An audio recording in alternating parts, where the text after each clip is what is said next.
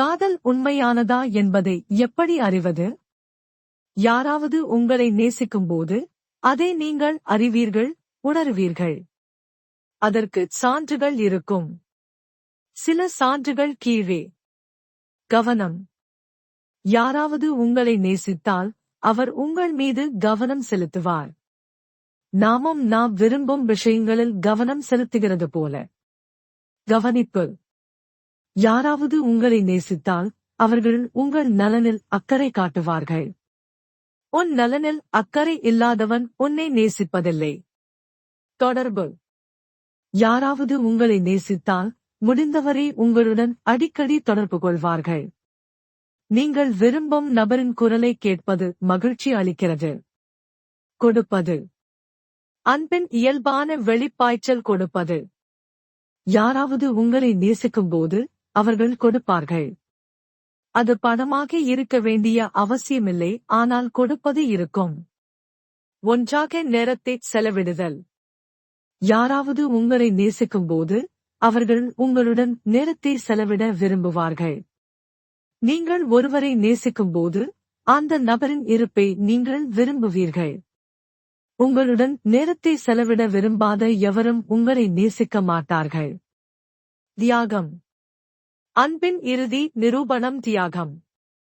காதல் என்பது தன்னை தேடுவது அல்ல. அன்பு எப்போதும் காதலியின் இழப்பில் தன்னை செலவிடுகிறது. உங்களை நன்றாக உணரச் செய்ய எப்போதாவது தனது வழியை விட்டு வெளியேறாத ஒருவர் உங்களை நேசிக்காமல் இருக்கலாம். அன்பு என்பது தியாகம். பொறுமை. யாராவது உங்களை நேசித்தால் அவர்கள் உங்களிடம் பொறுமையாக இருப்பார்கள். உங்களின் பலவீனங்கள், செயலிழப்பு போன்றவற்றில் அவர்கள் பொறுமையாக இருப்பார்கள். பாதுகாப்பு. யாராவது உங்களை நேசித்தால் அவர்கள் உங்களை தீங்கு விளைவிக்காமல் பாதுகாக்க முயற்சிப்பார்கள். நீங்கள் பாதுகாப்பாக இருப்பதை உறுதி செய்வார்கள். கருணை.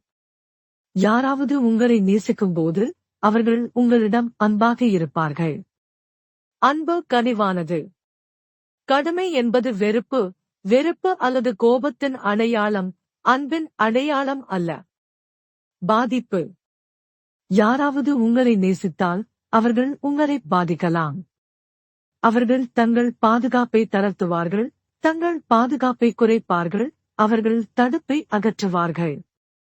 மேலும் நீங்கள் அவர்களை காயப்படுத்த மாட்டீர்கள் என்று நம்பி அவர்களின் பலவீனமான பக்கத்தை உங்களுக்கு காட்டுவார்கள். ஆதரவு. யாராவது உங்களை நேசித்தால் அவர்களால் முடிந்த அளவு உங்களுக்கு ஆதரவளிப்பார்கள். அவர்கள் உங்கள் கனவுகள் மற்றும் அபிலாஷைகளை ஆதரிப்பார்கள். அவர்கள் உங்களுக்கு நிதி ரீதியாகவும், ஆன்மீக ரீதியாகவும், உணர்ச்சி ரீதியாகவும் மற்றும் வேறுவிதமாகவும் ஆதரவளிப்பார்கள். முதலீடு. யாராவது உங்களை நேசிக்கும்போது அவர்கள் உங்களை மனரீதியாக, உணர்ச்சி ரீதியாக, பொருளாதார ரீதியாக சந்தித்ததை விட உங்களை சிறப்பாகச் செய்ய முதலீடு செய்வார்கள். அன்பு உருவாகிறது. எனவே ஒருவர் உங்களை நேசிக்கிறார் என்பதைக் காட்டும் சில அறிகுறிகள் இவை. காதல் உண்மையானது என்பதை எப்படி அறிவது? நேரம் கொடுங்கள். சமீபத்தில் ரெனோ ஓமோக்ரியில் இருந்து எனக்கு புரிய வைத்த ஒன்றைப் படித்தேன்.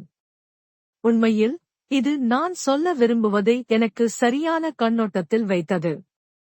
அவர் கூறுகிறார், எந்த முகமூடியையும் எப்போதும் அணிய முடியாது.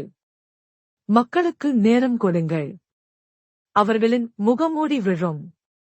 அதுவரை அவர்களுடன் திருமணம் செய்து கொள்ளவோ அல்லது வியாபாரம் செய்யவோ வேண்டாம். அன்பாக இருங்கள், ஆனால் எச்சரிக்கையாக இருங்கள். நீங்கள் கர்ப்பத்தை எப்போதும் மறைக்க முடியாது, காலப்போக்கில் அது அனைவருக்கும் தெரியும். எனவே அந்த நபருக்கு நேரம் கொடுங்கள். அவர் உங்களை முழு மனதுடன் நேசிக்கிறேன். நீங்கள் அவருடைய காலை நட்சத்திரம், சூரிய ஒளி, தேநீரில் சர்க்கரை, ரொட்டியில் வெண்ணெய் மற்றும் அவருடைய ஒரே பெண், எந்த பிரச்சனையும் இல்லை. அதற்கு நேரம் கொடுங்கள். அவன் செக்ஸ் கேட்டதும் கல்யாணம் ஆகும் வரை செக்ஸ் வேண்டாம் என்று சொன்னால் அவன் இன்னும் காதலிப்பானா? நீங்கள் மிகவும் கடினமான சூழ்நிலையில் உங்களைக் கண்டால் ஒருவேளை நீங்கள் மோசமாக நோய்வாய்ப்பட்டிருக்கலாம், அவர் இன்னும் அன்பை தொடர்வாரா? அவள் உன்னை நேசிக்கிறாள், நீ அவளுடைய உலகம், நீ அவளுக்கு எல்லாவற்றையும் சொல்கிறாய். நீ இல்லாமல் அவளால் வாழவோ முடியாது. நீங்கள் அவளுடைய ஆக்ஸிஜன் மற்றும் உயிர் சக்தி. எந்த பிரச்சனையும் இல்லை. அதற்கு நேரம் கொடுங்கள். நீங்கள் உங்கள் வேலையை இழக்கும்போது அல்லது உங்கள் வியாபாரத்தில் பெரும் அடியை சந்தித்தால் அவள் இன்னும் காதலிப்பாளா?